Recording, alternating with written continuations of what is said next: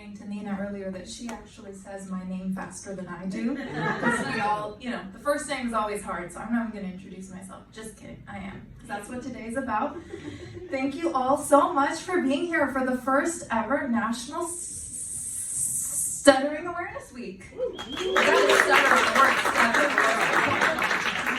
As Nina said, my name is Zainab Hussain. I'm a poet, and I'm here to share a poem about how nervous I was to come here today, because there's some bad juju in this city, and you're about to see why. I'm gonna, Sorry. I'm apologizing. All right. This one is called Same City, New Me.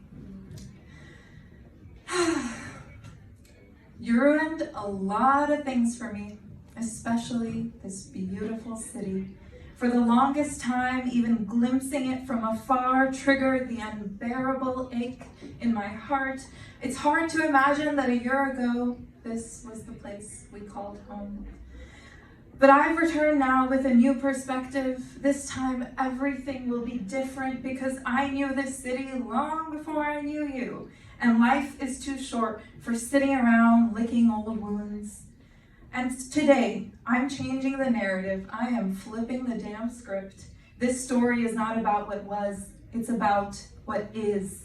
From the very first time I met you under the city lights, I knew you were going to be an important part of my life, and I still believe now that it was destiny. I was just wrong about why we were fated to meet. We were never meant to heal one another. We weren't destined to be partners. You were just a lesson I had to learn the hard way. You were a tragic yet useful mistake. So today, it's not about how much you hurt me. It's about my newfound resiliency, because if you had never broken my heart, I wouldn't have discovered what I'm capable of. If you hadn't abandoned me when I needed you the most, I would never have known what I am capable of when I'm alone. If you hadn't lied and broken promises, I would have kept believing in those sweet nothings. If you hadn't stabbed me in the back, I wouldn't have known I was such an easy target. If you hadn't taken advantage of my kindness, I would have kept letting myself get taken for granted. If you hadn't messed up as often as you did, I wouldn't have appreciated my own ability to forgive. If you hadn't forced me to accept so many compromises, I wouldn't have realized the extent of my patience. If you hadn't become so dependent on me, I wouldn't have known what a great partner I can be.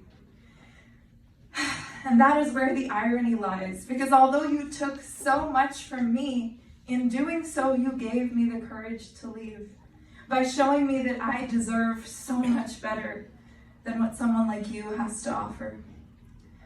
I vowed never to walk these streets that haunted me even in my dreams. All I could think about was revenge, but I stopped myself at every turn. There are so many ways to punish you, and I take comfort in knowing that I cannot stoop so low. I still carry my pain and my rage, but the only way I win the game is if I keep going and don't look back. And I plan to do exactly that. Thank you.